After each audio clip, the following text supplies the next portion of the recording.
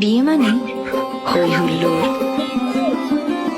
অনুষ্ঠান আয়োজন, নতুন নতুন সম্পর্ক আর নন স্টপ সাজগোজ।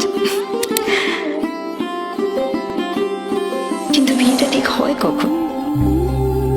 সব অনুষ্ঠানের শেষে, নাকি বিয়ে আসলে একটা মুহূর্ত, আজ আর আগামীর সন্ধিক্ষণ? পুরনো যা ছিল আবার তাই নতুন, আনন্দে মন্দলে, আনন্দে মন্দলে, সুমধুর সম্বন্ধ, স্বর্ণালী জীবন, আনন্দে মন্দলে, আনন্দে মন্দলে। যখন সময় থমকে যায়,